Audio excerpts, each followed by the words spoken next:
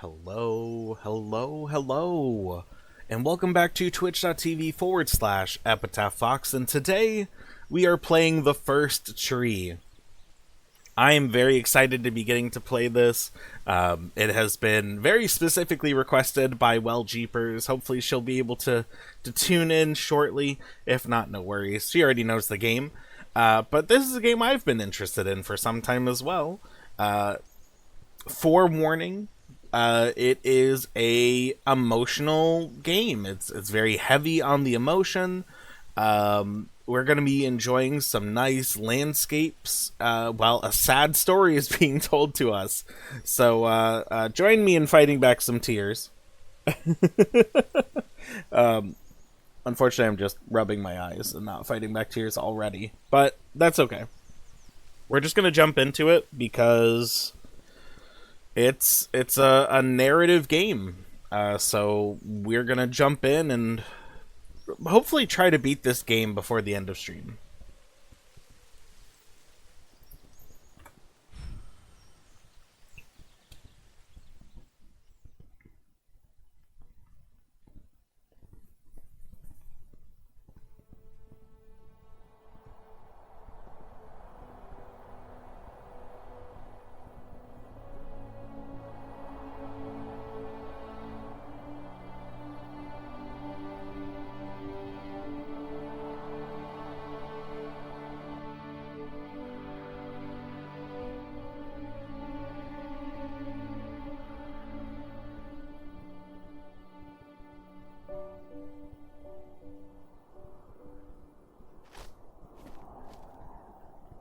Are you awake?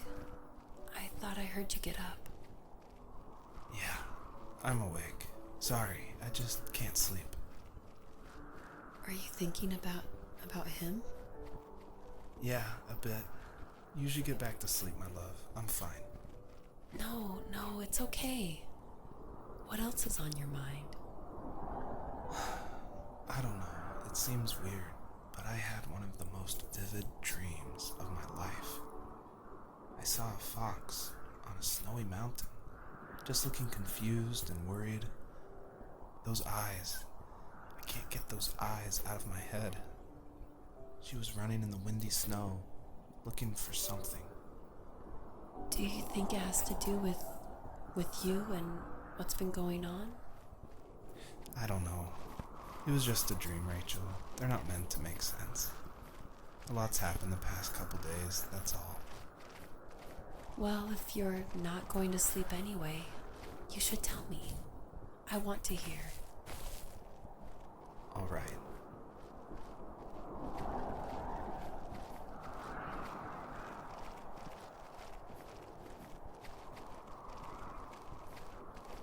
Now, I already know that there's, not necessarily secrets in the game, but, areas where it's off of the beaten path where if you find it, you get some additional information.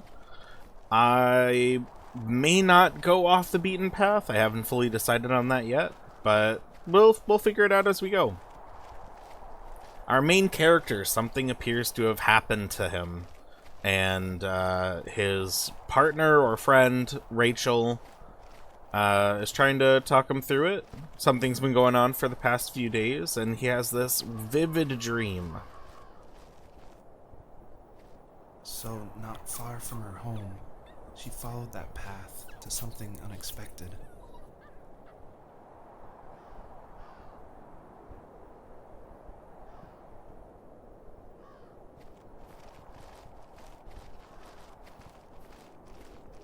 She couldn't stay, though.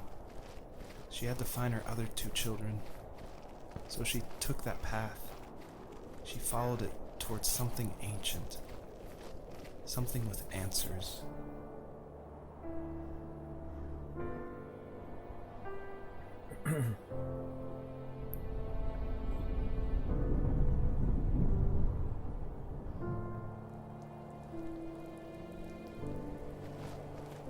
So that must be the first tree off in the distance there, right on the horizon. High and low, searching for any sign of her cubs. Points of light showed the way to this ancient tree. It was as if each one had a story to tell, all their own. The land was trying to tell my story, too. I felt like I was right behind her the whole time.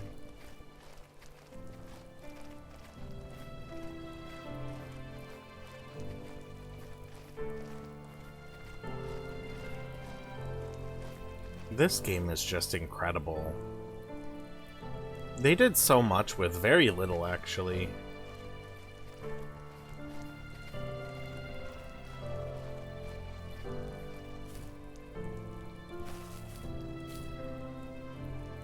So it looks like jumping is not faster.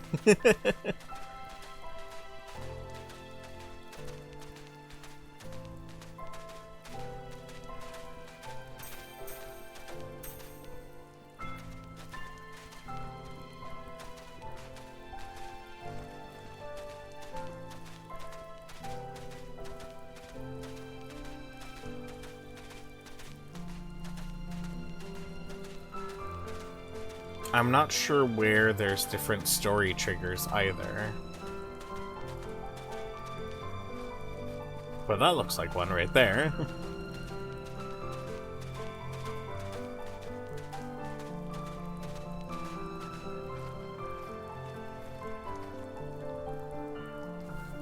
you remember what my dad did for a living?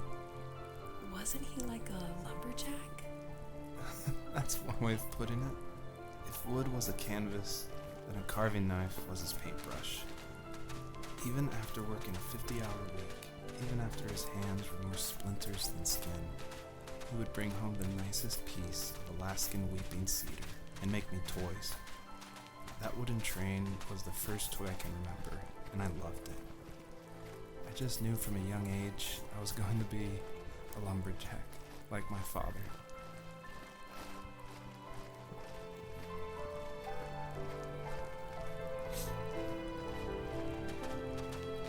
So he's definitely connecting with this dream. If that's the kind of story it's telling us here.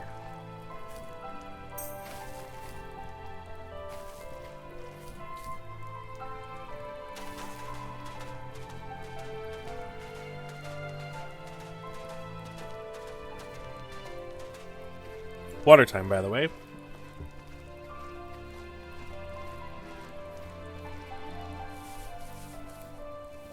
As a kid, did you ever do show and tell in your class? Yeah, I think I only did it once, when I was in the 4th grade. You know how my life was around then. I wanted to show my class what helped pass the time and distracted me, so I brought a dozen paper cranes I had made. I think I told everyone how badly I wanted to be a bird and fly, embarrassingly enough. Don't be embarrassed. Every kid wants to fly. For me, it was another toy from my dad, a wooden boat. I remember guarding it so carefully in my hands as I walked into class. When I sat down, a group of boys immediately made fun of it. They asked which trash can I found it in, or why an ugly log was my favorite toy. When I got up, I didn't even want to tell them my dad had carved it. I said it was a joke gift my friends had given me. Kids can be so cruel. Some of them are. I shouldn't have let them get to me, but it did. It's amazing we bounced back at all.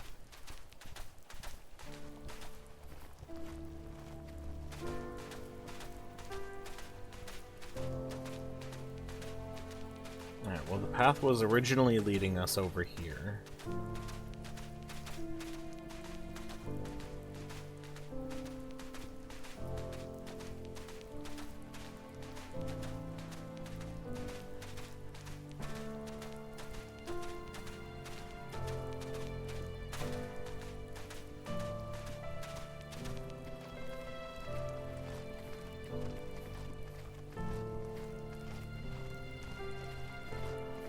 And then if I remember correctly, there was also a light over this way.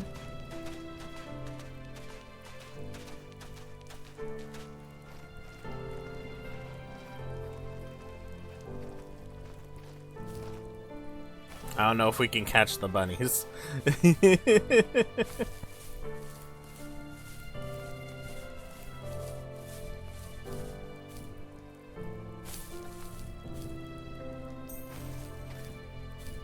I wonder what these little stars are gonna be.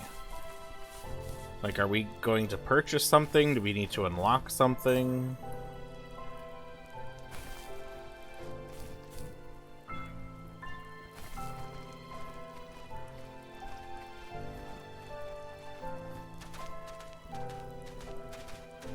Did I miss something back here also? This kind of looks like where we got started from. I know I said I wasn't going to go around and grab everything, but I'm an adventurer type of gamer. If I see something in the distance, I'm gonna go grab it.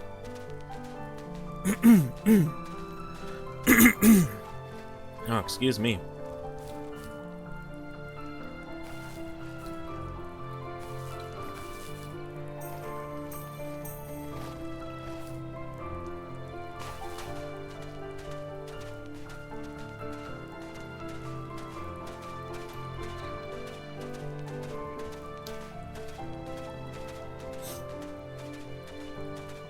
There's definitely something up here.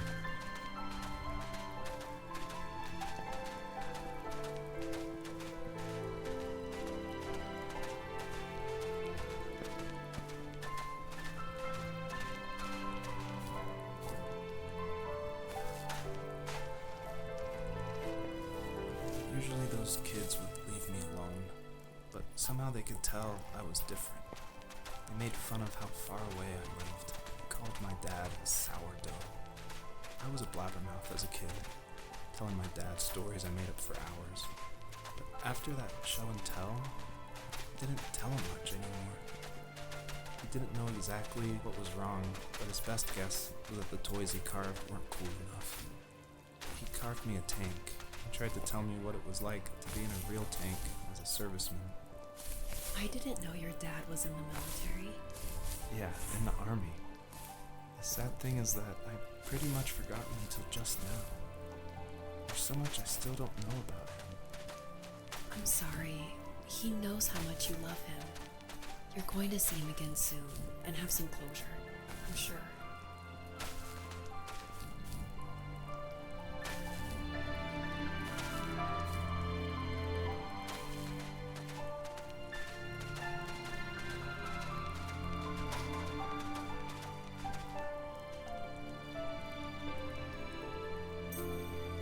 No, we can't interact with this one, can we?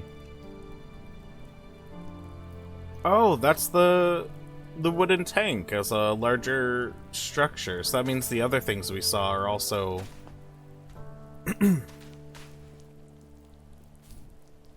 those different things.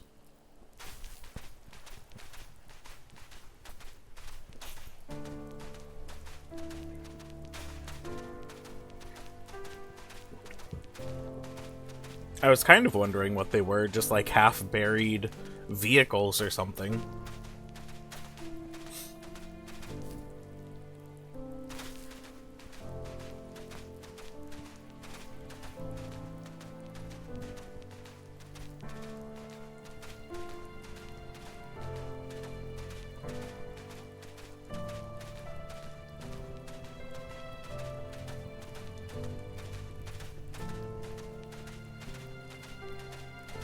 It's weird. I wasn't necessarily expecting to have so much downtime between the narration. I figured it would come about here and there as we went, but there's a lot of stillness.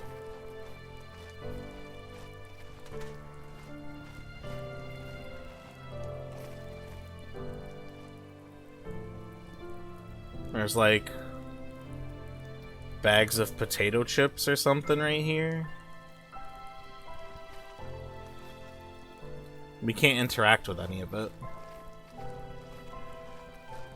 Oh, there's another thing over here.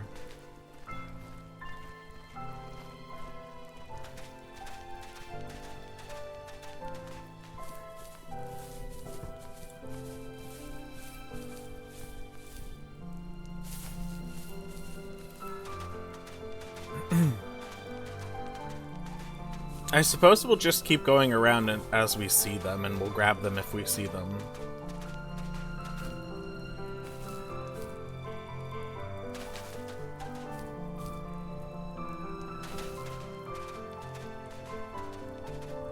I wonder if this thing will tell us about that thing down there.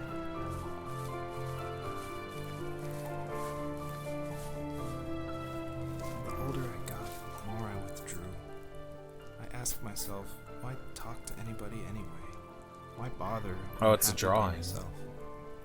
I started drawing a lot, mostly animals I saw in the woods by my home. I then imagined designing my own hideouts with things like TVs and pantries full of chips and cookies. Yep, that's what's down there. I think that idea of leaving home and drawing blueprints started my career. I found a lot of solace in that. I'm not surprised, but I did the same thing, you know? There's something special about having a place to call your own. And now look at us. Well, if you count renting in an overpriced city. It's as close as we can get for now.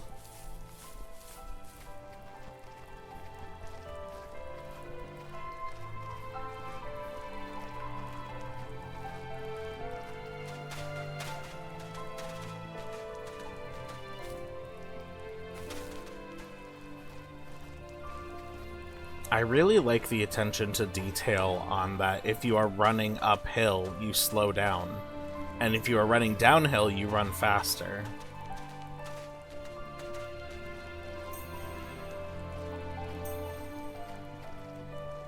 I think it would have been very easy for the game designers to just have a standard set of speed the whole way through.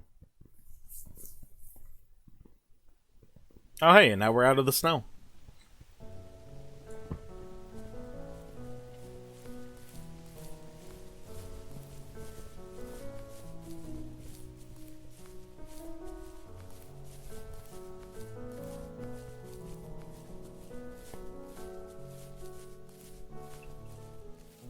My teenage years were full of sketching, angst, and trouble.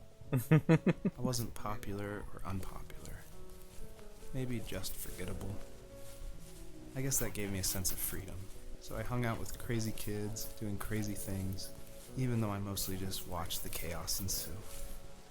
We did it all.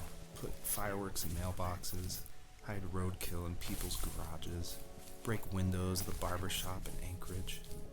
My dad was furious, but he was so busy working he couldn't do much to stop me from going out. I think being an adult means there's no one to stop you making hard decisions. He had to make a living, and he couldn't be in two places at once. Yeah, I realize that now. But at the time, I was sure he was more interested in growing his business than what was going on with me.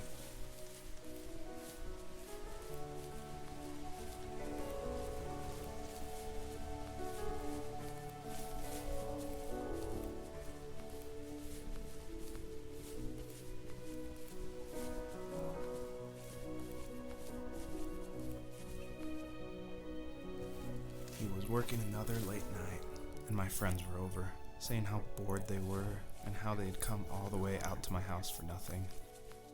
One of them mentioned how that old, ugly beyond belief truck was still in the garage, and how we should take it for a spin. I was only 15, so I kind of fought it for a while. The next thing I knew, we were craning around the mountain path, rocks spitting onto the sides of the cliff, while my dad's cringe-worthy bluegrass blared out the speakers. I drove while my friends were in the back of that yellow and purple truck, throwing beer bottles and trash at anything remotely interesting. Felt like I was soaring in the air with borrowed wings. But all good things have endings. A cop outside of Eagle River pulled us over after he saw us in a bottle rocket into someone's yard. What followed was a long night of talking to disappointed adults and feeling smaller than ever.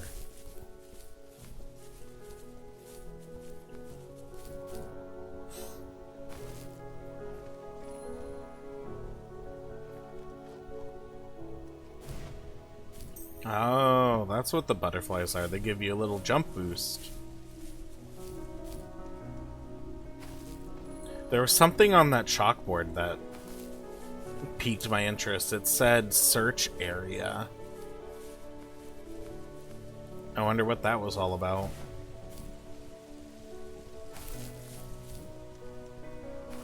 Yep, it wants us to have butterflies. Okay. That's alright. We know where they are.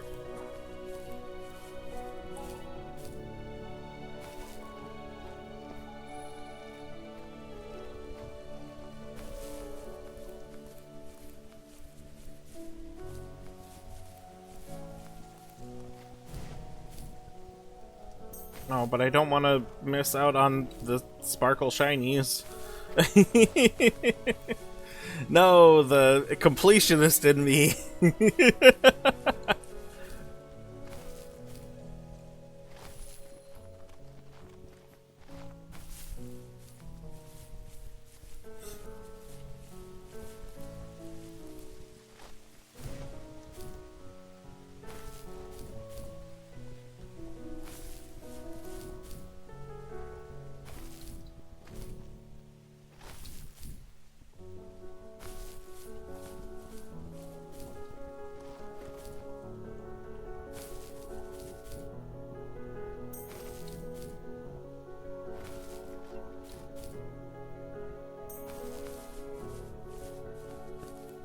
I do wonder if there's going to be a you got this many sparkle shinies out of how many there were.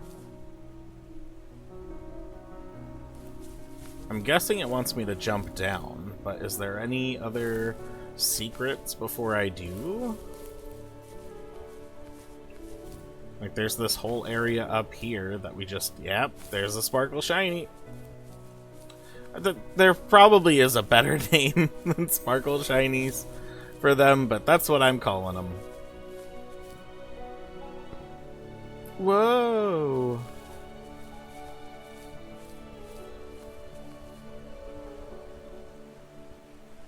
Some type of book, maybe? I can't really tell.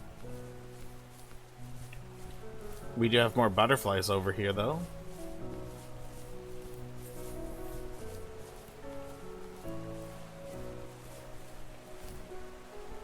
So we saw the cop car. This must be the beat-up truck, then.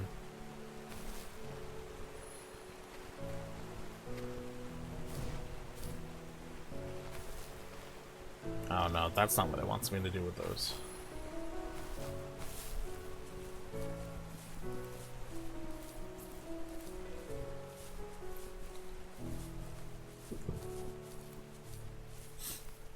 So I'm getting the impression our character had a falling out with their father, not necessarily that the father had passed away.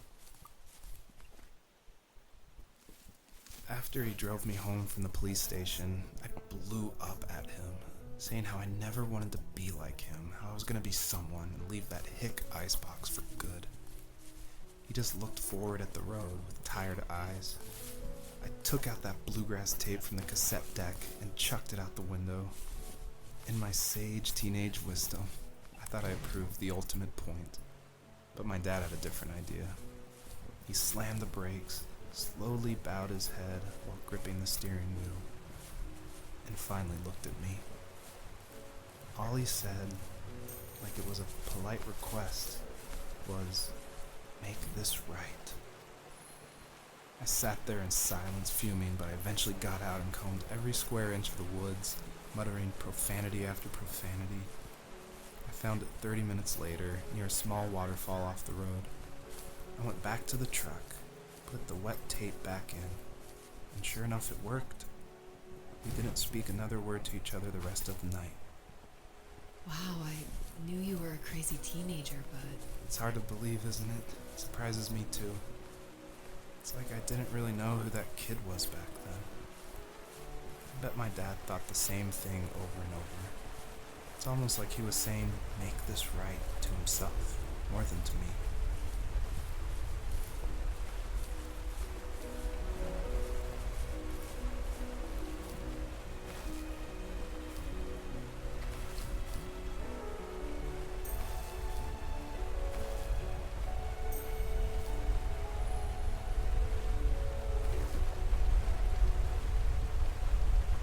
Can I stockpile the butterflies? It looks like you can.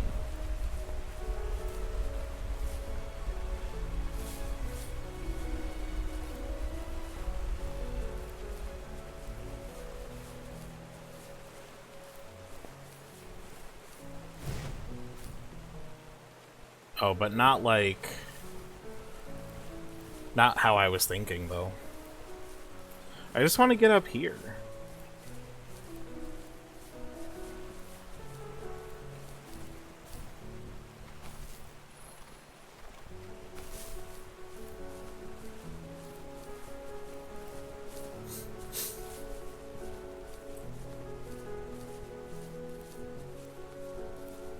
I'm starting to think we can't get up there, though.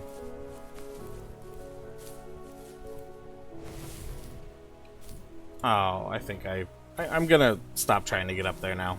I'm fine.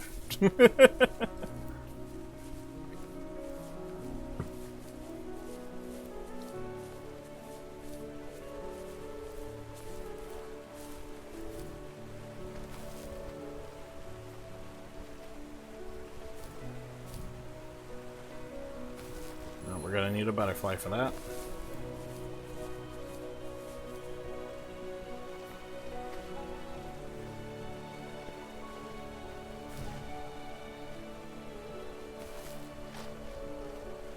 Sometimes the double jump doesn't work.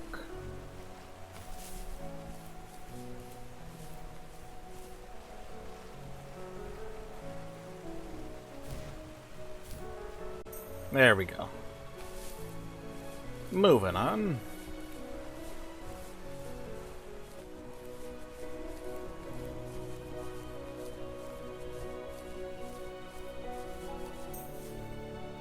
We do need 3 butterflies. Okay.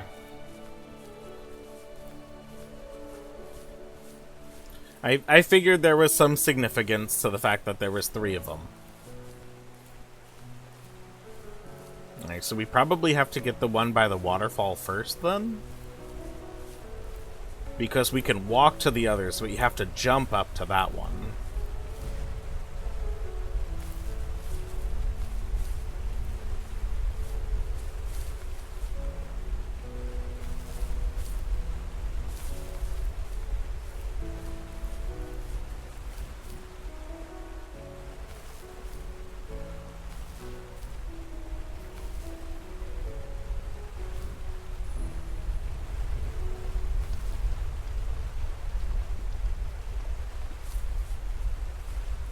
Alright, resist the urge to jump.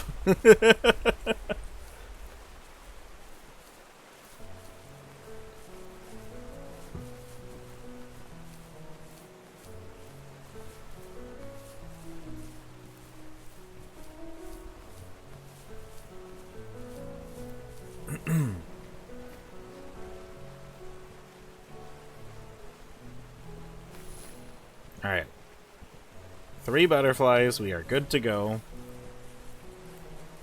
We can now do the super high. Laugh about that night and talk about how crazy it was, and I laughed along, pretending it didn't bother me, but it did. I imagined my friends growing old in the bush, unable to find that thrill in those godforsaken ice fields. It's like those mountains were a literal wall, keeping me from leaving, where all I would have to look forward to are lumber yards and evening beers. I had to climb over. That was my only goal for a long time.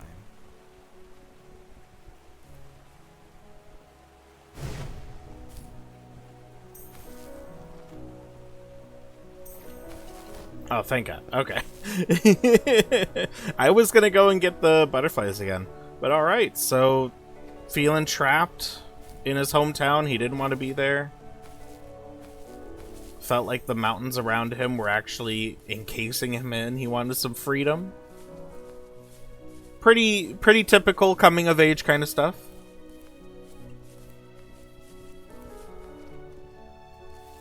If there was some way I could take my love of drawing and turn it into a way of escape.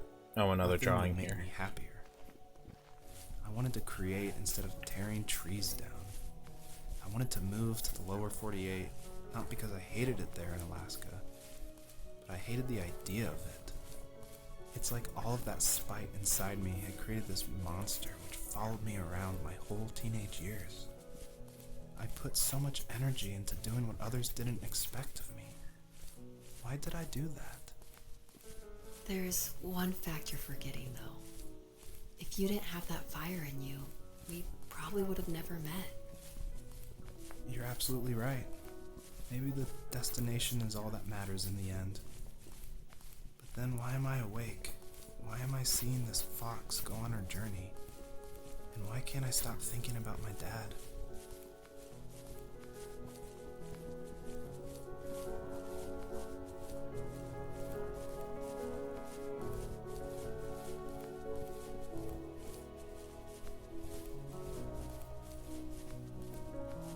Yeah, again, this is like woke up in the middle of the night, had this dream. We are technically playing the dream as well. I think that's another thing to try and keep in mind with experiencing this game. Mrs. EpitaphFox, good morning and thank you for the splash. Unfortunately, it does nothing, but it does let me know that you're here. Hopefully you slept well. Oh no, is this the sad fox game? It is. It is, unfortunately.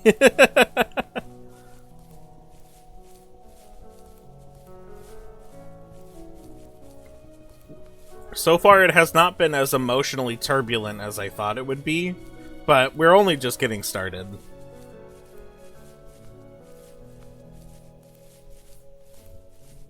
Right now, we've kind of just been learning about the main character and how, for a time, he grew up really admiring his dad, and then over time, kind of growing up and teenage angst and whatnot, he kind of began to resent, not necessarily his dad, but just like, he didn't want to become his dad, and he felt trapped in their town, and he wanted to be an artist.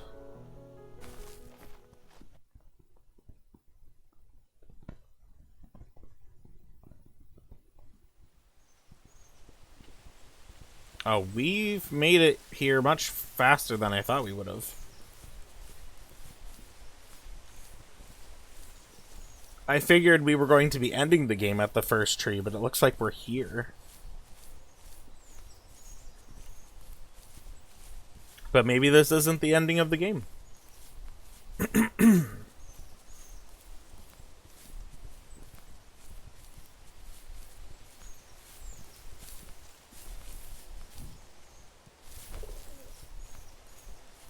Alright, here we are, the first tree. Even at my most distant, at the times when I detested him the most, he kept reaching out. For a year straight, he asked me every week when we were going camping. I thought he was just dense. Eventually, to shut him up, I agreed. We carried out the worn lawn chairs from the garage and set up a cinder block campfire at the site we'd always used behind the house. We walked down the mountain path, talking in the warm sunshine we only got a couple months of the year. Those 3 obsidian rocks shimmered alongside the shore, almost like sparklers pressed against a dark window.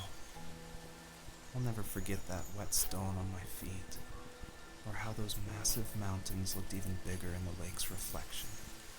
I felt small, but grateful. As the sun set, my dad found something I hadn't seen for a long time. The tree where I'd made my first carving when I was 6.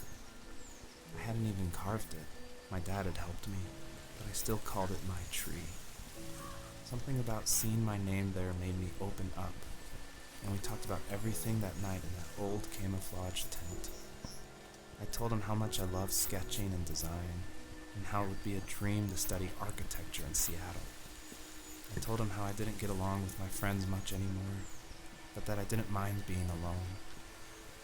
He told me he was there for me, and he joked that if all he had to do was write my name on a tree to finally get me to talk, he would have left me carved logs with novels on them in front of my room every morning.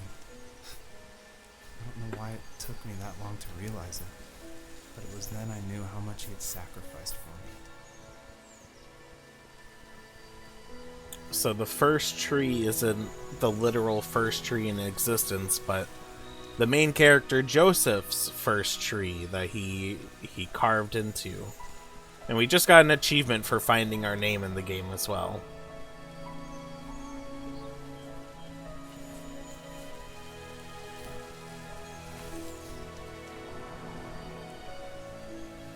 Alright, and now we gotta look for the 3 rocks. Much like his story was talking about, the 3 obsidian rocks.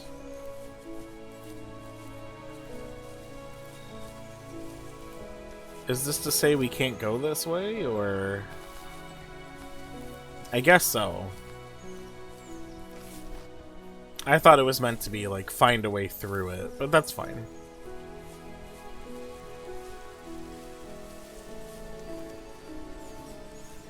Or maybe, once we find all 3 rocks, that will clear the way and we can continue forward.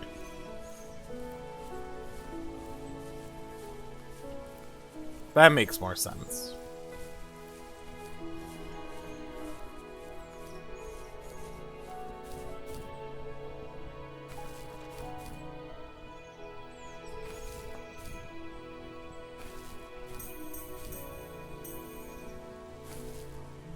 Got an achievement for collecting 50 stars. Very nice.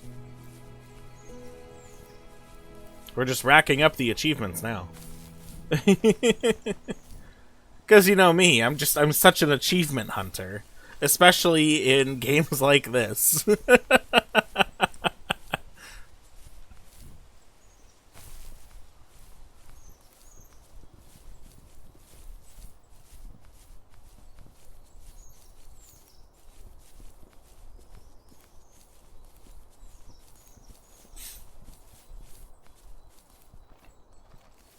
On our property, there were old abandoned pieces of a shed and car long left unused. I used to ask him all the time who those people were that left all this junk, and I'm sure he got so tired of hearing it that he made up some elaborate stories how a brown bear ate them and haunted the woods afterwards. What's funny is I think it made those people seem more real, growing up thinking they were still hanging out like they couldn't say goodbye. I used to tell my friends how I could swear I saw spirits move near the water, and that always freaked them out. I guess it didn't bother me, because the way I saw it, they were normal people with old cars and sheds, just trying to figure out how to survive and be happy in the middle of nowhere. It was a cool thought that they didn't want to leave, but you know, I was a weird kid. Well, you had good company since those ghosts liked living in a place where they were brutally devoured.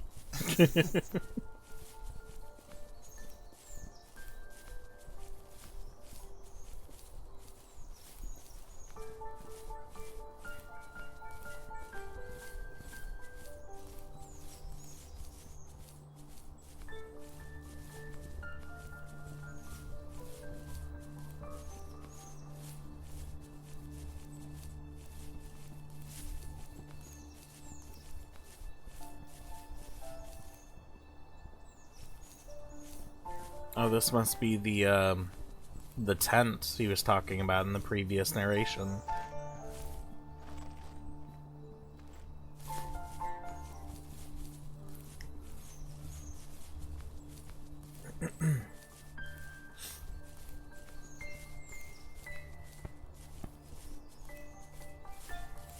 I have a feeling we need something up here.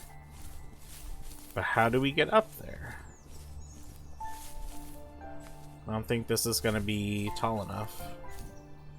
Oh, hey, what do you know?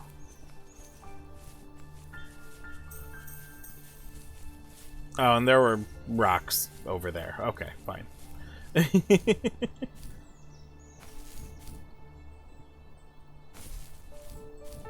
There we go. There's one of our obsidian rocks here.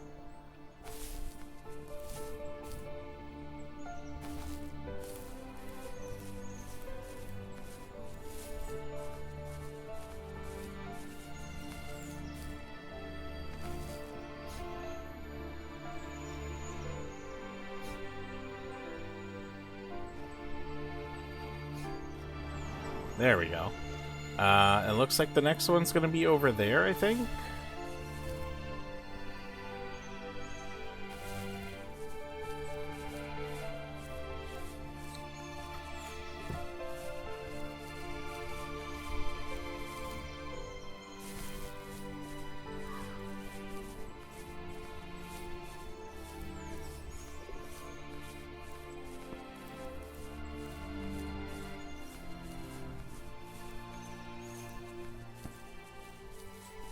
The music in this game is really nice too.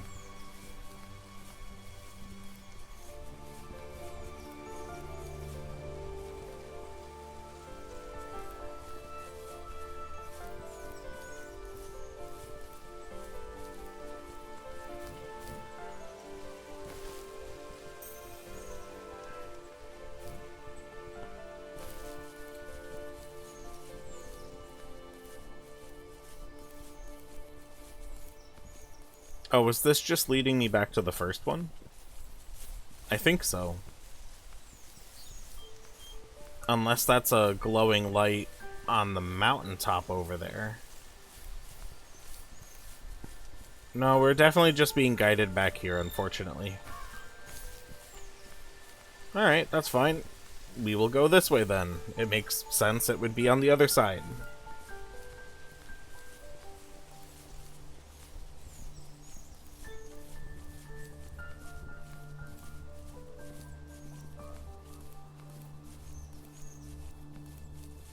Oh, there's a grave over here.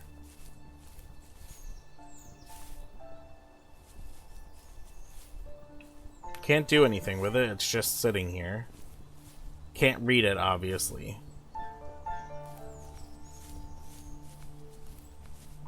But it does make me wonder if there is going to be a death in this story somewhere.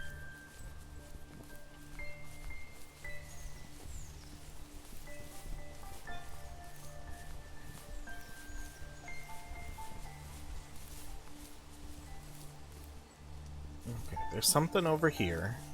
We'll come back for those stars.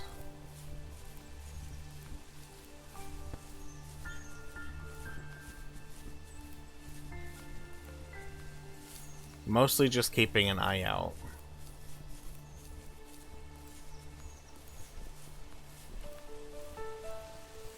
My dad built a lot of stuff in his free time. If he wasn't watching fly fishing or reading Tom Clancy novels, he was carving something. He made tons of birdhouses. Not that he was into bird watching, but I think he really missed working and adding on to the home. If he couldn't afford the time to build onto our own house, he would have to settle with watching birds move into their little homes. We kept an old mattress in the bed of that ugly yellow truck, so we would drive it deep into the woods and then watch the birds fly into their houses while the sun set. Usually it was accompanied by venison jerky or a cold Coke, but not a lot of talking, which is how we both liked it. I didn't even notice these side paths here when I was originally coming through. I just went straight for the tree. Oh, the mattress and the Coke can. Maybe there's a birdhouse in a tree around here?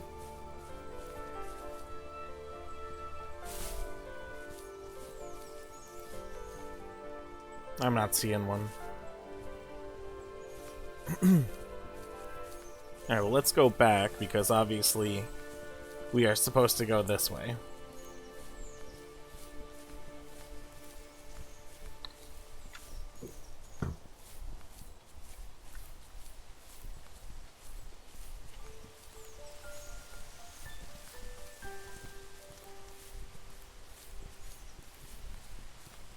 I wonder if there's a level of symbolism in the fact that the fox is looking for her cubs, and so she decides to go to something ancient and wise, and it's this first tree.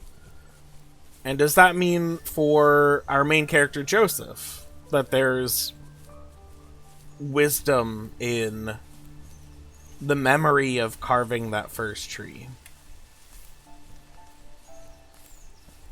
And some of the trees are moving, which is a little, disturbing.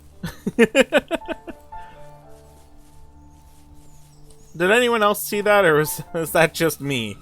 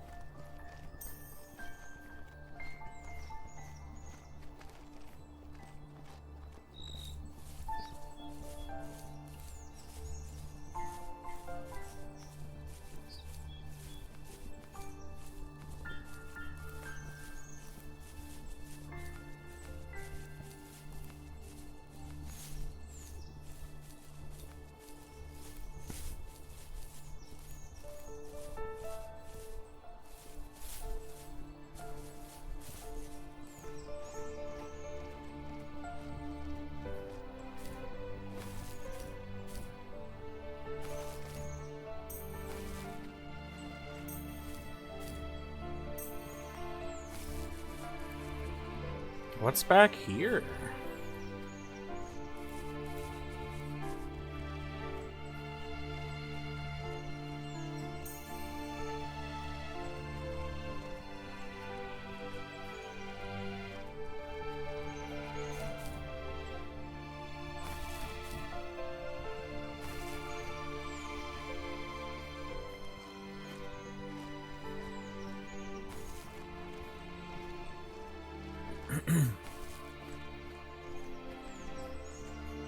Ooh, a wild furfrou has appeared. Very nice.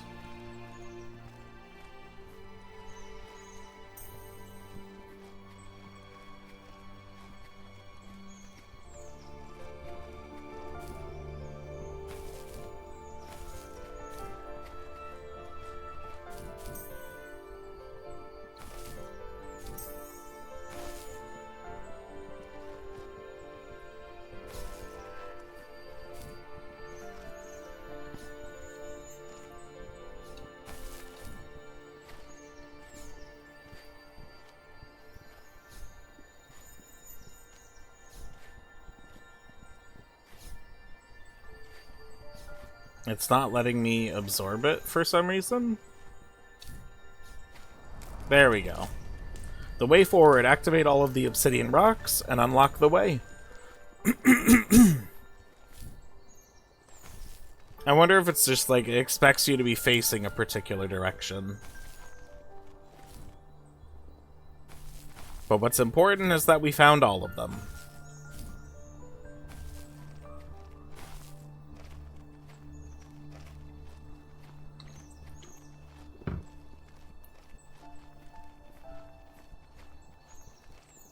Now we just need to find our way back.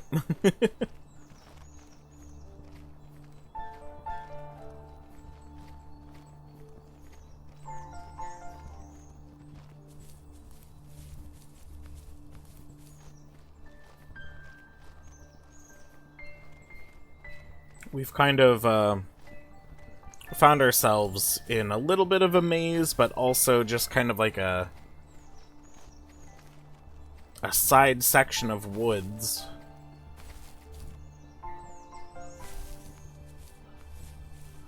And there's another memory over here. Oh my goodness, excuse me.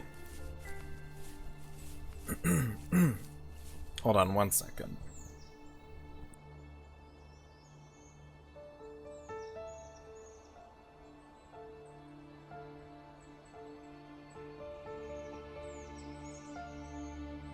There we go. Hopefully I won't be coughing in your ear anymore.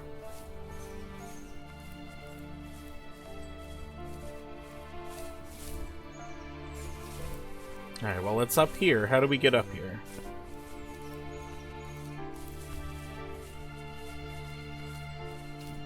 When do you know? It's by walking.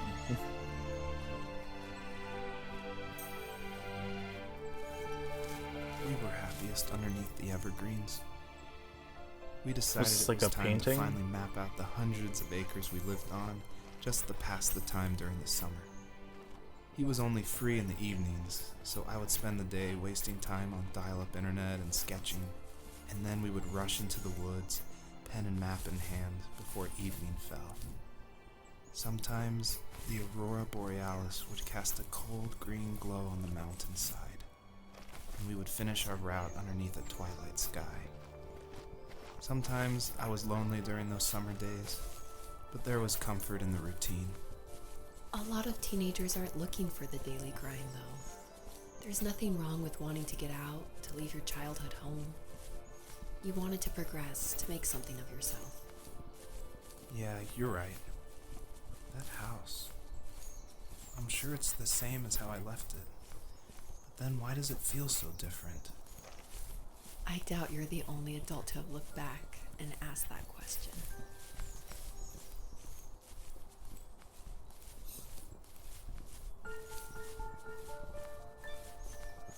It makes me think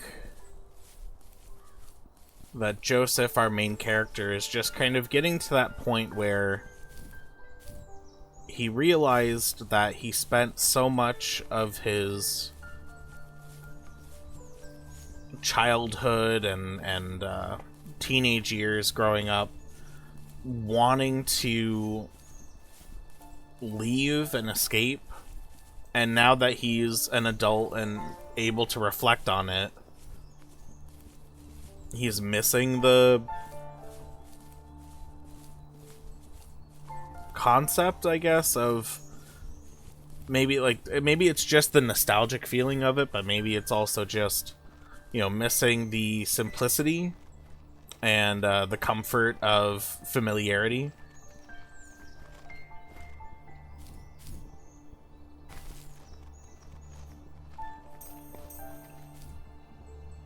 And because he wanted to escape and be on his own for so long, he doesn't understand the feeling of missing what he had been escaping for so long either. That's kind of where my brain is going on this here.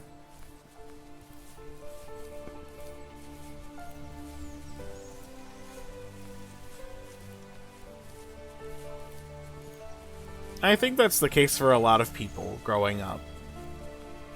Reflecting back on our younger days and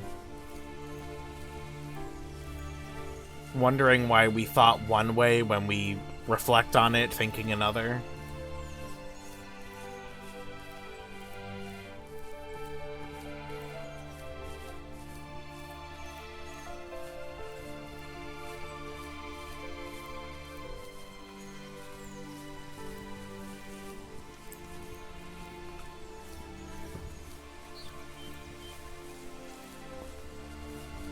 Yep, our path forward is now clear.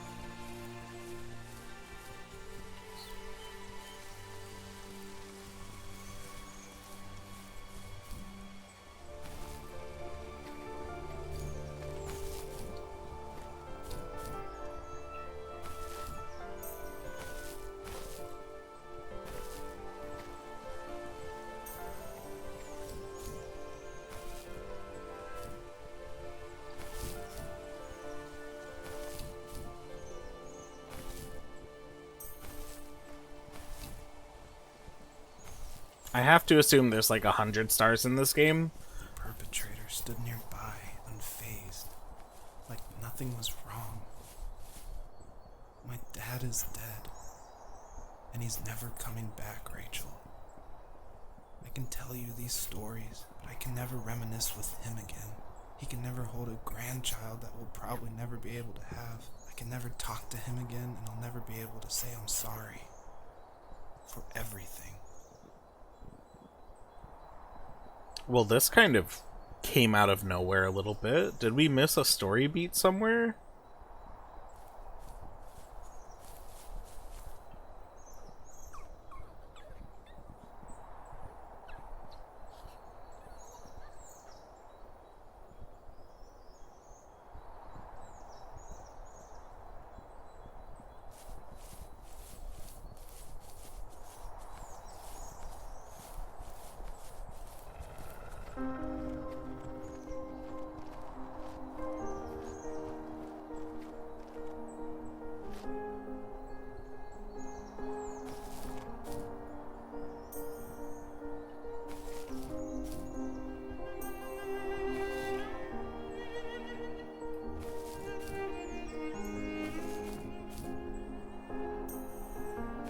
I was not expecting his dad to have been, like, murdered, though. No, I want the... I want the star.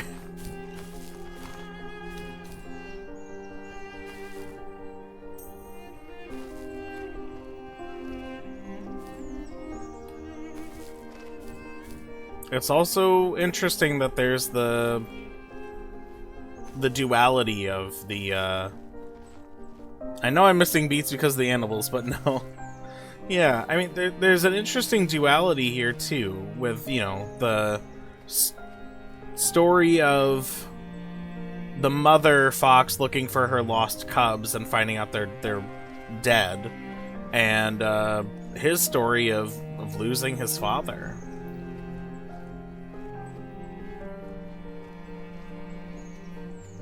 I feel like there's a chance I've missed something in particular.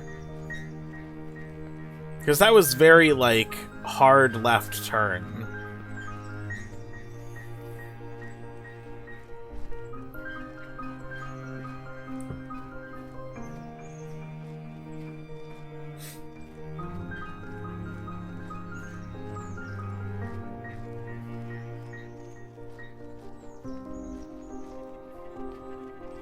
But maybe that's also part of the point.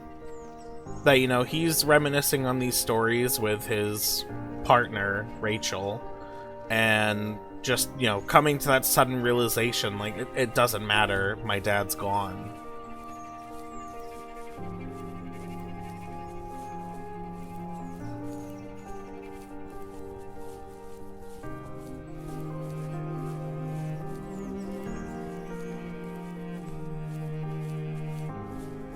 Alright, so the trees moving are just kind of like coming into view as the world loads in, I guess. That makes more sense.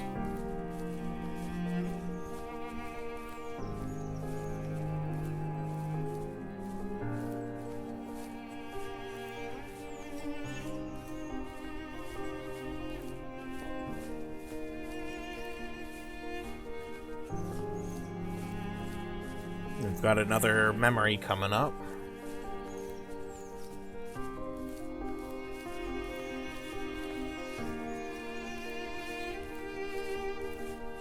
I thought that tree growing in was a dragon for a second.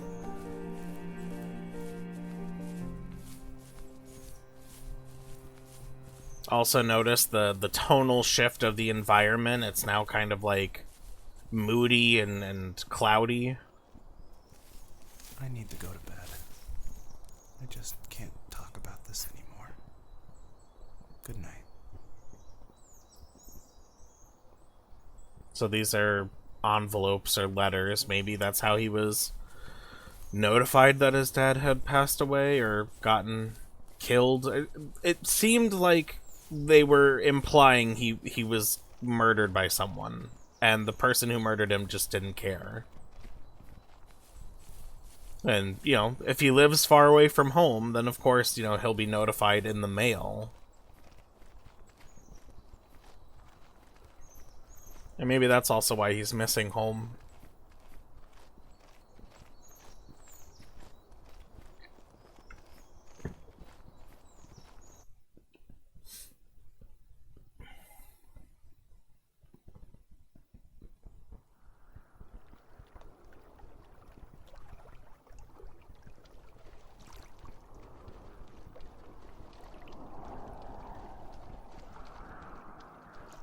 Joseph, you can't go to sleep feeling like this. I'm sorry for everything, and I know you need space, but I'm here for you. You don't need to feel so lost. Joseph, have I ever told you what my mother was like?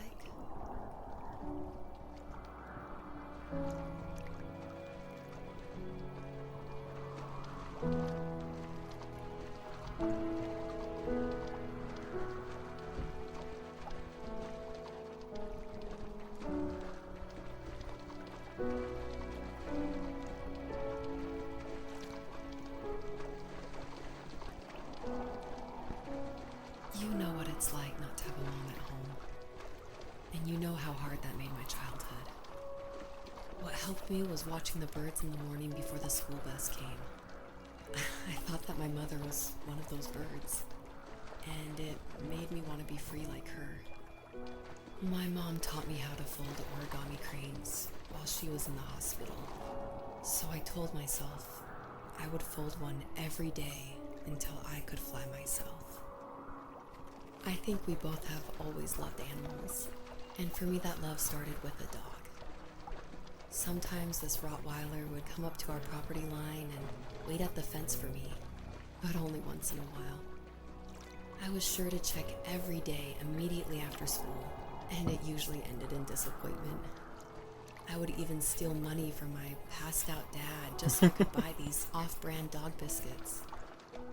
Even when she did stop by, she never went beyond the fence. Why was she so scared? I think my dad was the opposite of your dad in almost every way, except he was in the military as well. He coped with alcohol of every kind. The trailer started falling apart, he got angry, and I withdrew. More and more I became the weird, quiet kid who made lots of origami birds and carried dog biscuits around. I think we were pretty similar when it came to being the weird kids. And that same sincerity in college was one of the reasons I was so drawn to you. Life got worse and worse, and at one point, I really didn't think I could survive another day with my soul still intact. I had no real friends, let alone neighbors, since we lived in the middle of nowhere. I should have talked to my teacher, but I was scared what he would do if he found out. As I waited for the school bus one morning, I walked around until I found something in an abandoned shed. Something I can't put into words. So I guess it was that table or something, whatever it was we just passed by.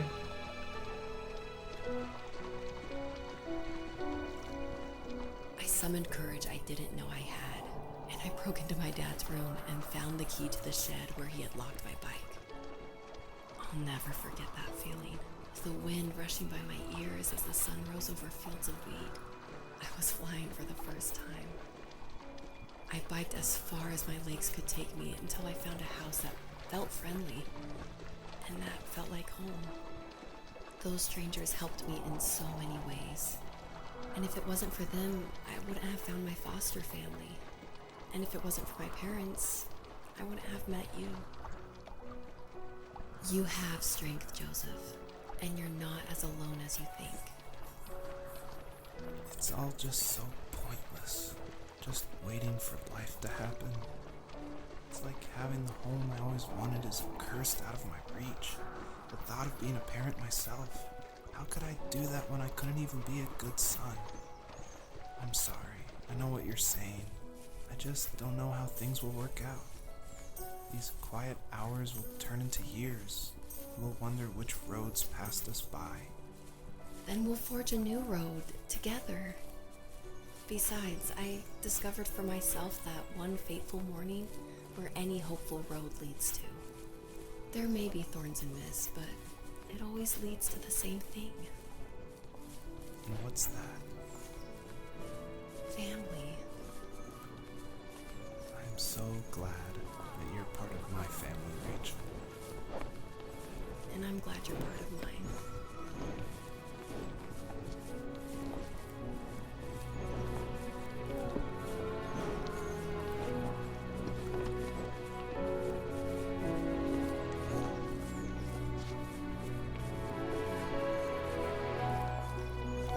And so she's the deer in this case, and we've joined her family.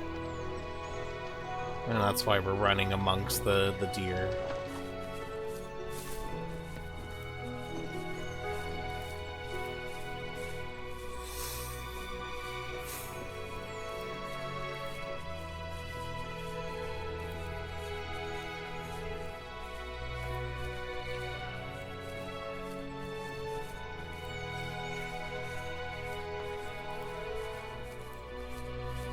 So she saw something in her dad's shed, or like an abandoned shed, that really made her want to just run away. That's kind of creepy.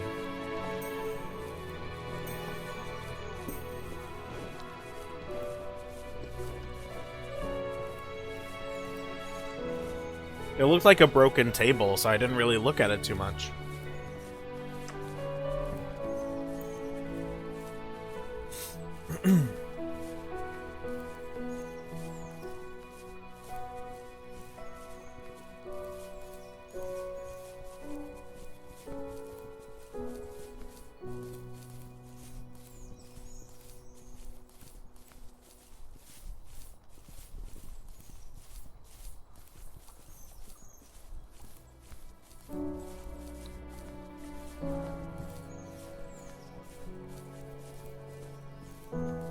Alright, time for some parkour.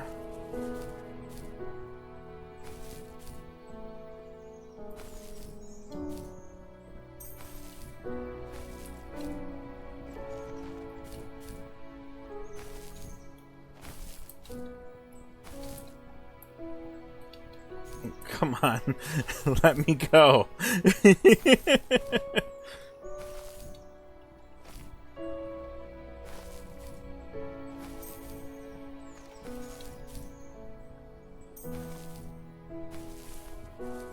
You know, I saw just like, not even a full review of this game, but something where it was like someone talking about their experience with the game briefly.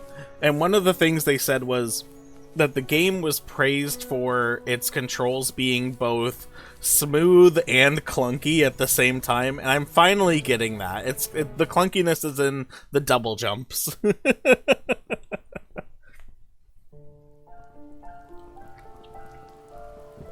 Well, now it's raining. We all know what that means. Her last cub would be waiting for her at the first tree. She was almost there. The rain cascaded onto the Jade Valley where the entrance to the tree was. Life was protected there, because that's where life began. It was now only a mother and a daughter left. Items from my life still dotted the ground as she moved closer to her destination and destiny. Oh, so we haven't gotten to the actual first tree yet. We just got to his first tree. Okay. 100 stars achievement. Nice. Also, we now know that there are more than 100 stars. Good to know.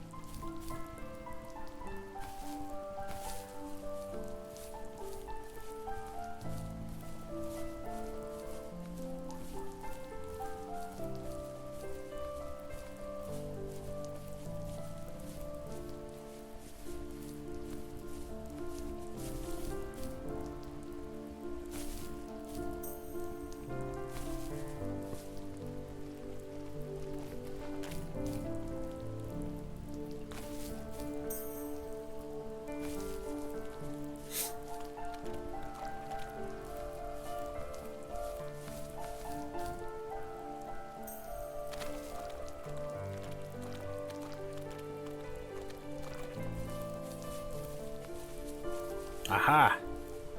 There was something back here that you could totally miss out on. I'm glad I turned around to look.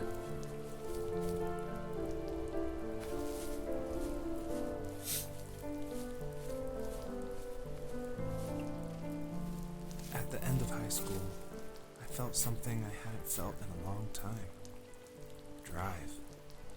I looked into the best architecture schools on the West Coast and got a dose of reality when looking at other students' portfolios and the high cost of tuition. I still wanted to be something, to be the next Alvaro Siza, and to make those thousands of sketches worth something in my grand history. But now even an internship sounds impossible. Siza helped me understand how essential emotion is in architecture, and he also said light is the real composer of space. I like to think these glints of light, like not finding a job or even a strange dream about a fox, are something I should be thankful for, even if the illuminated space is something I'm less than comfortable with.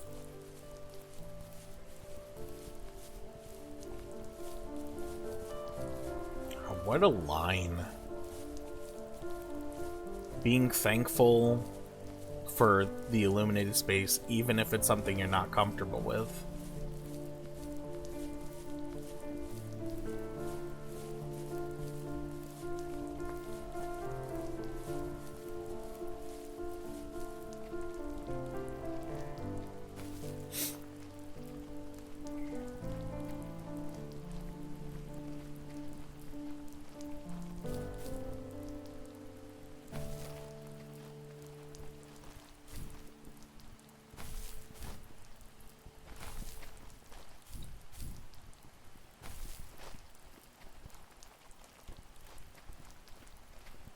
I wasn't sure if the game wanted me to go up here. Looks like it's allowing me, but there's nothing up here to look at.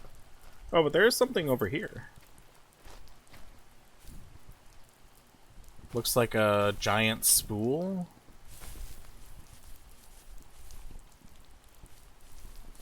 Yep. There's no way to interact with those things unless it has a sparkle. Just in case anyone's wondering why I'm just kind of passing those things over. Sometimes you stand next to things and it triggers the narration, but not here.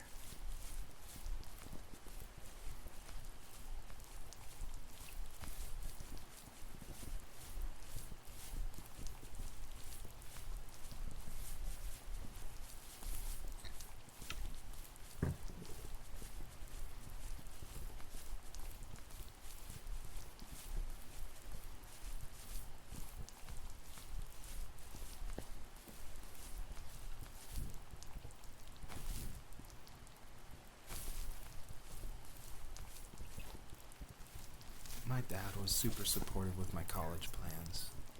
To a point. Things were okay until this terrible accident happened. I guess a forklift flipped over due to a bad axle, and it crushed one of the workers there. My dad didn't eat for days, even though he wasn't directly involved. It devastated him. Not only did it hurt the business, but it just freaked him out. He would talk in his sleep, muttering things about firing people and saying sorry. One fateful day he approached me, said that since my school search wasn't going well, I should finally be a man and take over the family business. He said one day he was going to die, and that all of his work, sacrifice, and even that man's life would be wasted in vain. I just lost it. Teenage me just exploded at the thought. I screwed up. I said things I shouldn't have. He was having a crisis, and I pretty much spit in his face.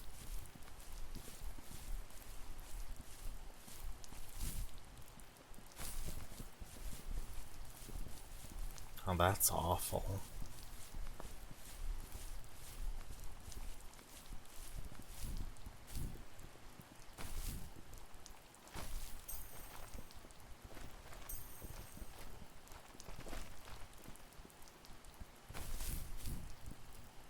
I get the impression also that his dad didn't want to be a lumberjack. Through the narrator's retelling and reminiscing, it's kind of been this whole, you know, this is just what my dad was, this is what he did.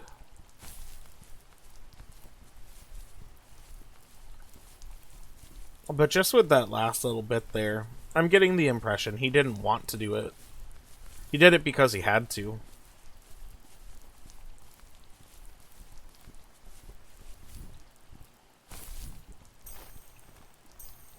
Ambulance.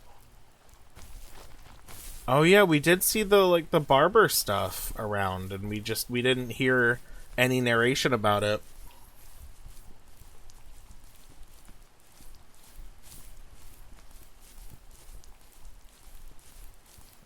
Oh, you were making a joke. We did see some like barber stuff. Yeah. There was that like the red, white, and blue spinning pole thing.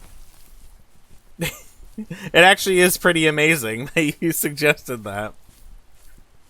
There's the forklift. Lumberjack song sketch with the foxes. Alright, we can't go this way. They wanted us to come over here because the stars were here, so we could see, oh hey, here's the forklift. The one that tipped over and crushed one of the other employees.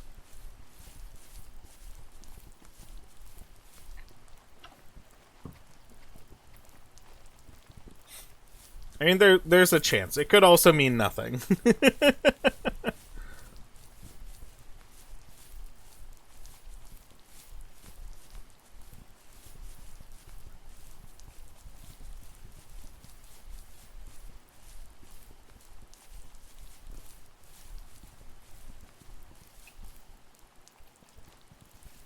Was that the last time you talked to him?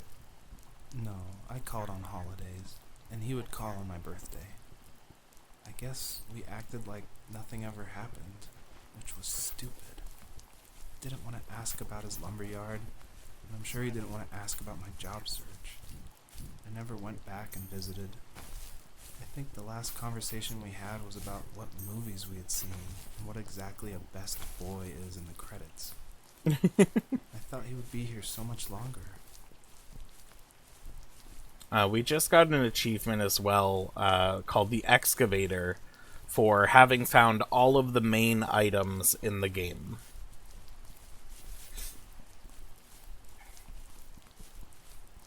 At least that wasn't the last time he ever spoke to his dad, but that was the last time he saw him. Jeez.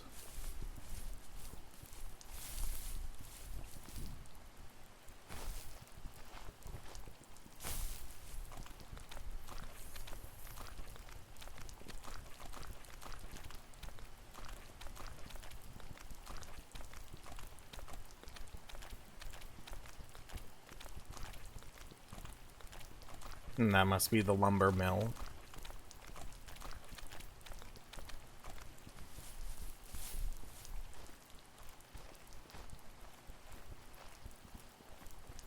I don't know if this is the correct way I'm going right now or not. It's either up this way or I have to go towards the mill.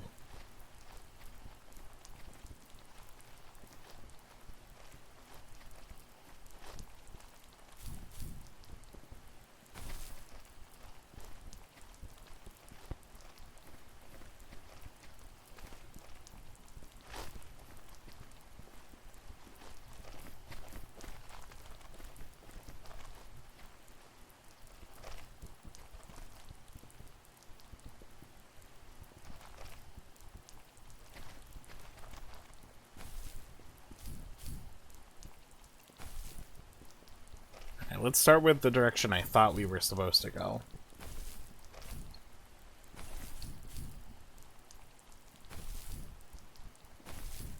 Alright, it doesn't want us coming up here. I think that's a good enough sign as any.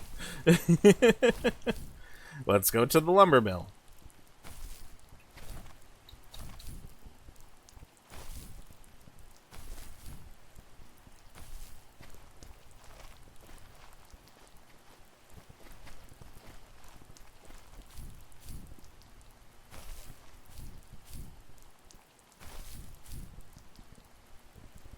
Oh, well, there's something down here. This is probably where we actually have to go. Because I can't see a way up there. Oh, this must be the house.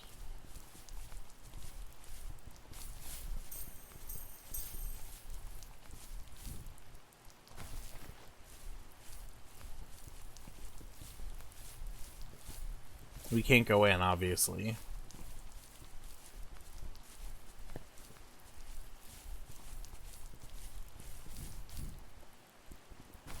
But this must be the house he grew up in.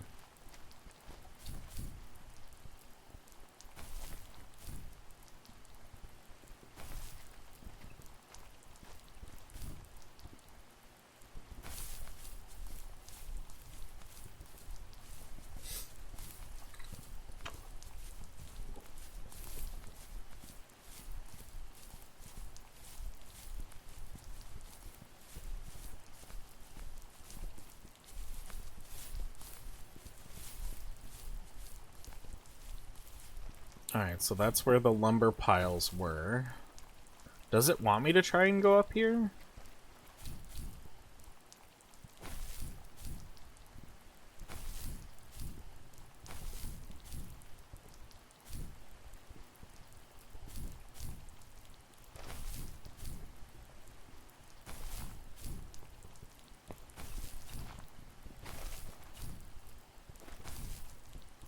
It certainly didn't stop me. Alright, it is stopping me, actually.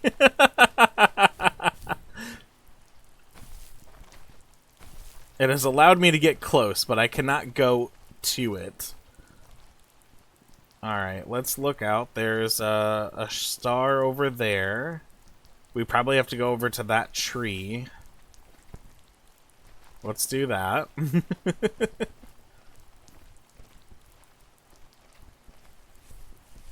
Unfortunately, exploring open areas means you get lost sometimes. There's also a light over there. I guess we'll go over here. Follow the light, as they say.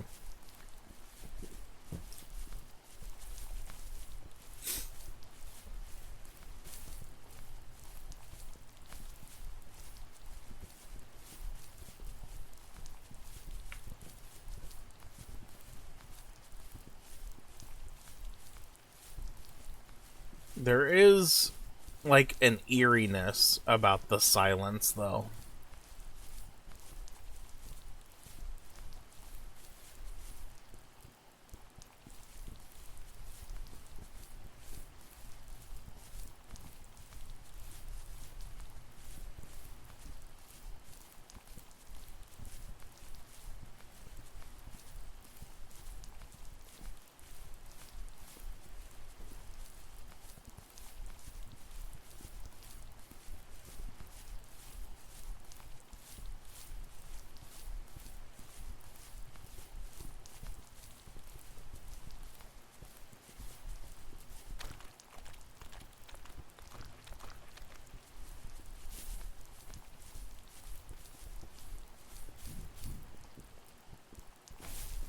I think this is where we came from. We gotta go back around.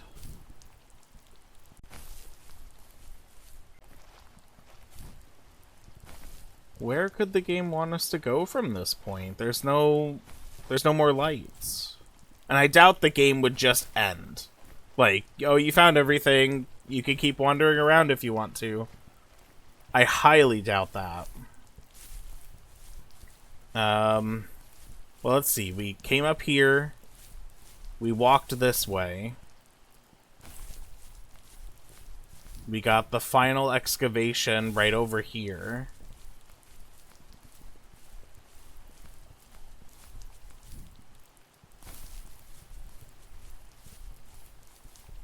Oh, maybe we go through here. Definitely. Okay. We found the way, everyone. No worries.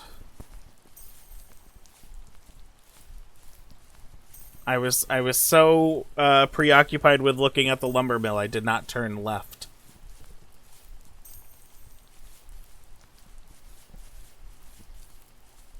Crisis averted. Oh, I thought that was another star, but that was just the moonlight. The moonlight!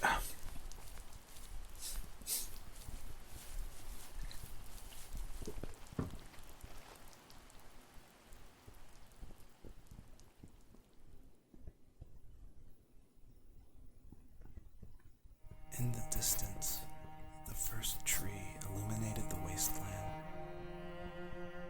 She couldn't go home anymore. She did the only thing she was capable of. Moving forward. My dad died alone in the middle of the wilderness. I should have been talking to him more. I should have done a lot of things differently. Oh, I wonder if his dad If the was... first tree on Earth brought life with it. If it taught the birds to sing and fly and showed saplings how to grow. What could it do for us? I wonder if his dad was killed by an animal. That's why they was talking about how it was uncaring. If he was out camping, it would explain the wolf that we've been following.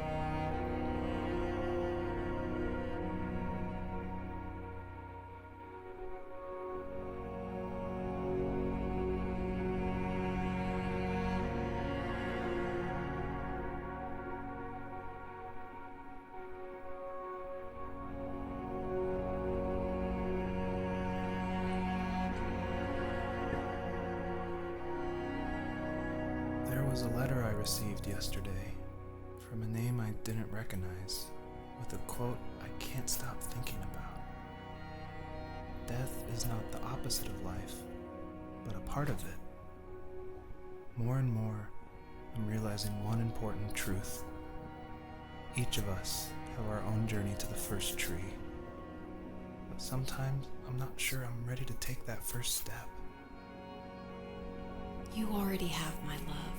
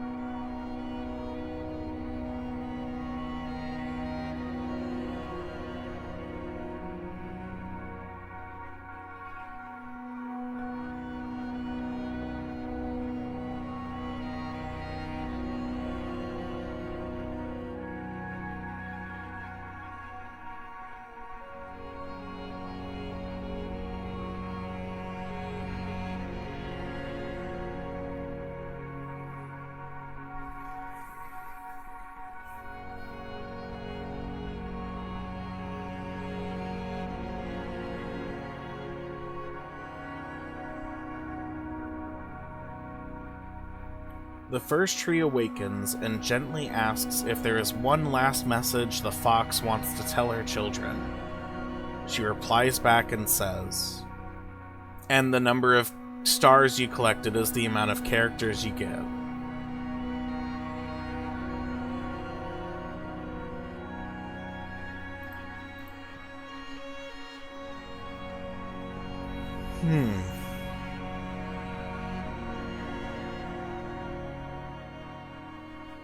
What do I even say? It even gives you the option to skip, because obviously it's, you're not required to do this, but what would the fox tell her children?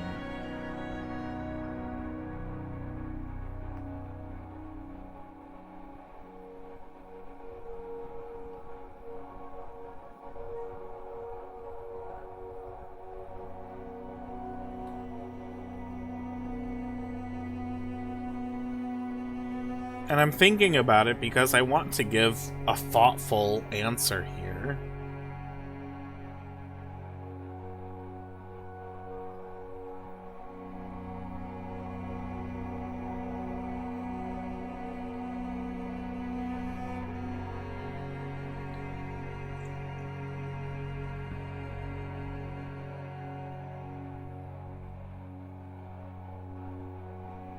I think the fox would say that she always loved them,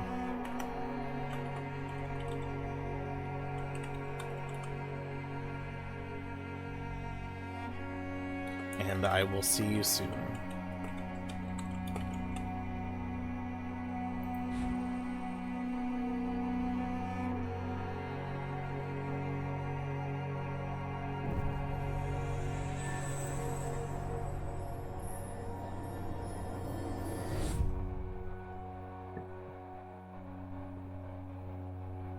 But that's interesting. The journey was over, but I have no idea. It was only a dream, a distraction from tomorrow. I don't think dreams normally bring back to memory so many important feelings. Maybe it was just a dream, but it was also a gift. Yeah, I suppose. But tomorrow we're getting on a plane to the last place on Earth I want to be. The only person that would have made the trip worth it is gone. You're going to see him and be with him one last time before you say goodbye. I have one last quote for you by Emerson, sealed in an imaginary letter from me to you. It is the secret of the world that all things subsist and do not die, but only retire a little from sight and afterward return again. Go to sleep, my love. We have a big day tomorrow, but I'll be there with you every step of the way. Thank you. Thanks for listening. Good night, Rachel. Good night, Joseph.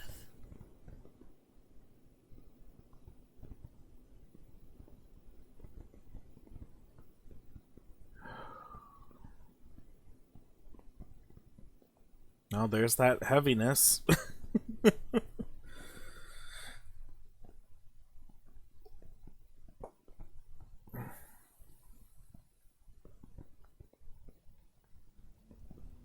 6 months later.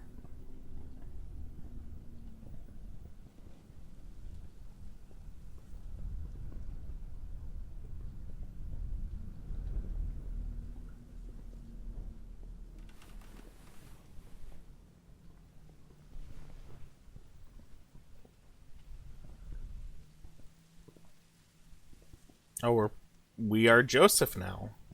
And there's Rachel sleeping.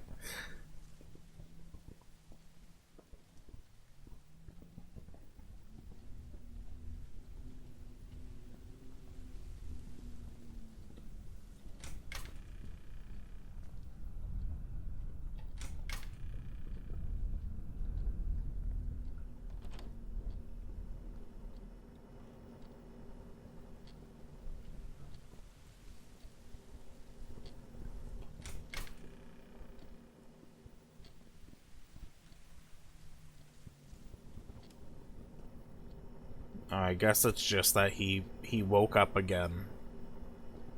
Even further into the middle of the night, as one does.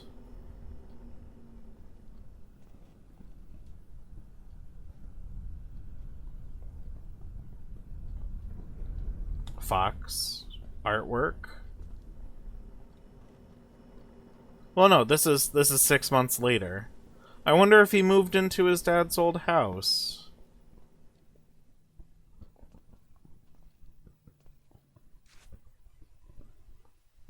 They're moving in.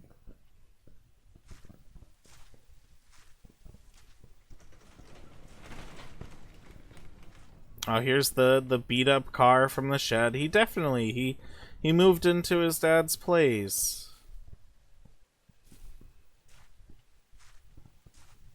That's actually really sweet.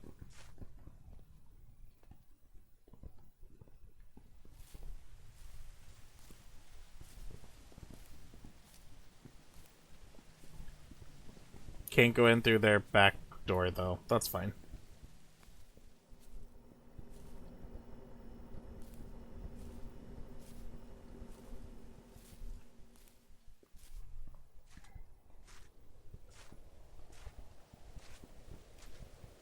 Hopefully, you know, Rachel doesn't wake up and not only see that we're God, but literally every door in the house has been left wide open, and also the front door.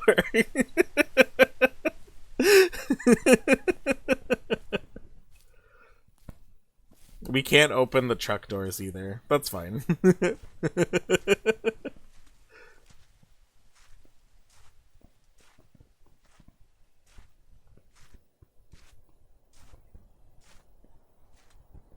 Oh, I wonder if we're gonna go find the tree that we carved our name into.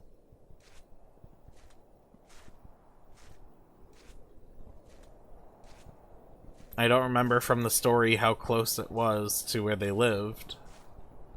Because they said it was when they went on a camping trip.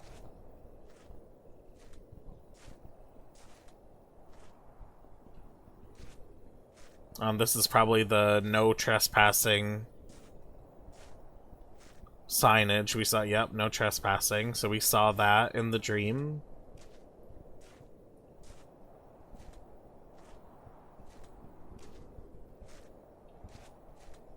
Okay, we can run as Joseph. That's good. Like it's nice just kind of walking around, sure, but there's no stars for us to jump around and collect. We can jump though, it looks like.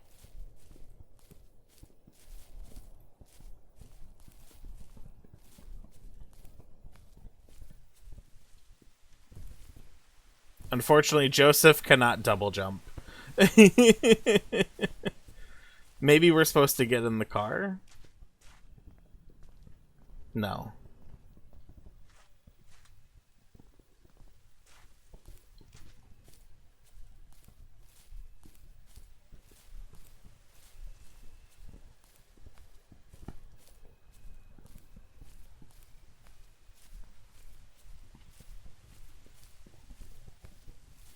Okay, here's a path we can walk down.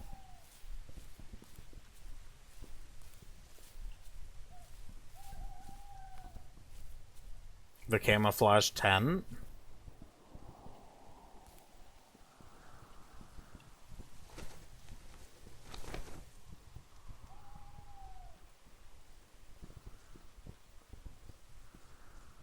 All the supplies. What the hell?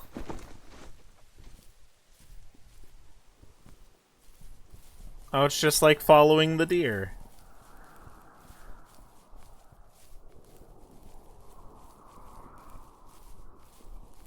Alright, I have a feeling we are being led to the tree where we carved our name into it.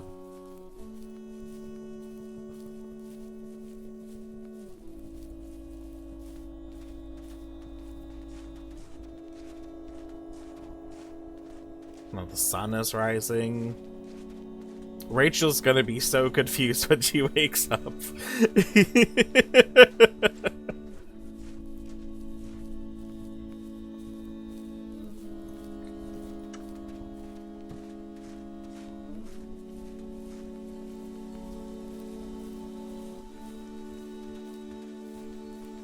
Oh, look at that, though.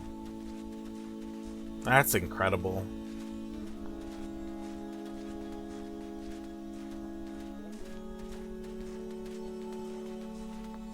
We're actually catching up to the fox, surprisingly enough.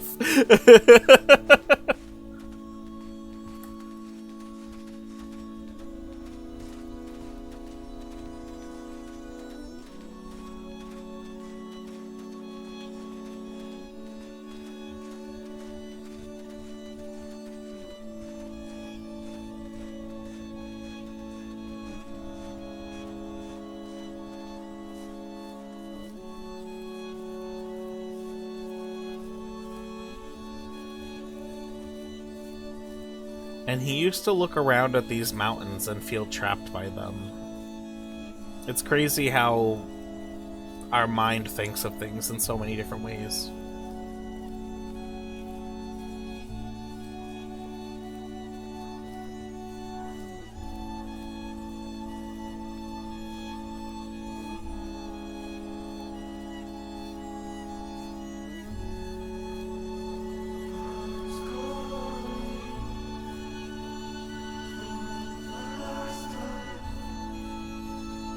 I was not expecting lyrics in the song. We are going so far away from the house, though.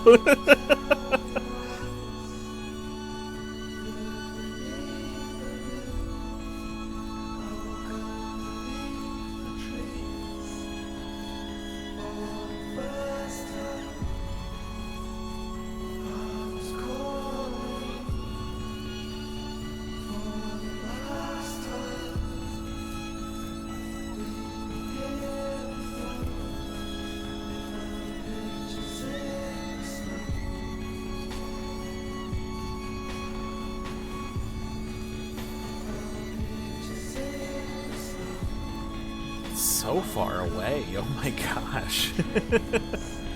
Oh, but there it is. There we go, the fox is speeding up now.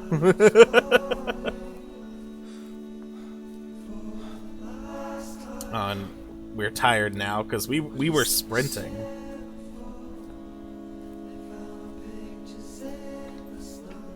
Oh, is that going to be the message we typed out? Or, no, it's gonna be a message from the dad.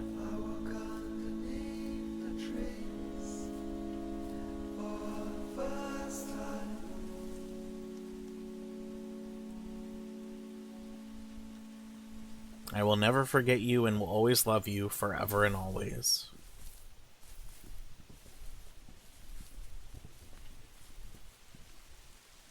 Oh, that's so much better than going back to the tree where he wrote his own name.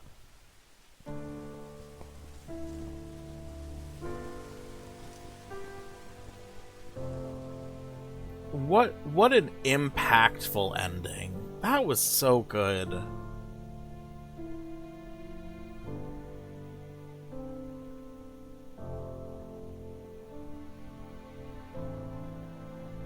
I feel like the 6 months later was just to explain the logistics of them moving into the old house.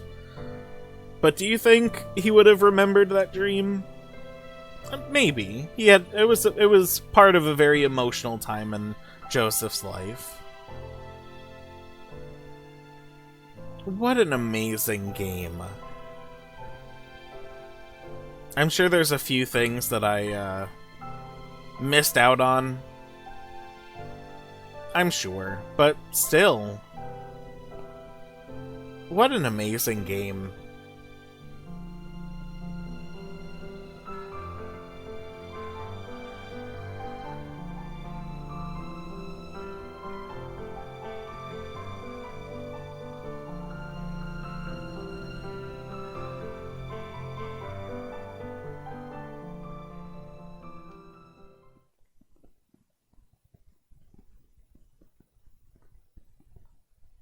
Hummed of Mystery. Finish the game. Would you like to anonymously submit your statement to the first tree to an online moderated database? It may appear randomly to other players. Oh. So that was someone else's message for the fox to their cubs, I guess. That's an interesting way of doing it, too. Well, if I realized that that's what that was supposed to be for, then maybe I would have written something a little bit more impactful. I'm going to say no, only because I don't feel like it fits the emotional tone of the game as much as I would have wanted it to, actually.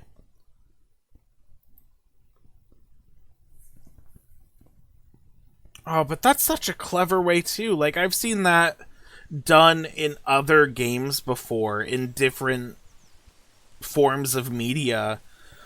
Like, one popular example for me is this game that doesn't exist anymore, unfortunately. It's called Youre. It was kind of like an experimental horror game in a way, where it was like your character goes down into, like, a crypt or a mine or something looking for someone, and when you get down there you come across a man covered in blood, and the man will say something to you and you can either attack him or let him pass, and whether you attack him or let him pass, you continue on and you see something that causes something else to happen, what have you, and as you're leaving, someone else approaches you, and you have the opportunity to say something to them, and then they will either kill you or let you pass, whatever.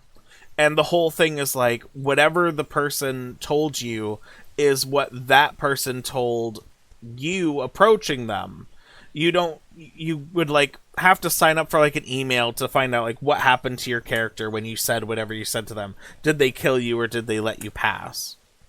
I think Markiplier played it. I'm sure a lot of YouTubers played it, but I'm gonna probably look up Markiplier's playthrough of that. It's a very short and sweet one, obviously. Anyway, talking about other video games, The First Tree. What a great story. The ending was so much better than I was expecting it to be. Honestly, I was not expecting to play as Joseph. I was not expecting him and Rachel to decide to move into their his father's old house. They're obviously setting up a crib. They're expecting. God, what an amazing story. I'm so glad I played this. I'm so glad I got this game. And not only that I got this game, but that Well Jeepers requested that I play it. Because I was thinking, this isn't the type of game that really fits my style of streaming, but I still wanted to experience the game. Just what an amazing game. We're gonna just end off stream here. I don't want to raid out to anyone. I'm not sure what I'm going to be streaming on Tuesday, but I will next be live on Tuesday, 7 p.m. Eastern Standard Time. We have another week or so of short and sweet games. Maybe I'll pick something a little lighter on the emotional scale, though. But wow, this was just amazing. Thank you to Mrs. EpitaphFox and anyone else who may have been here as a lurker or otherwise. Greatly appreciate you being here. That is it for me for today. I hope you all enjoy the rest of your day. Take care, and goodbye.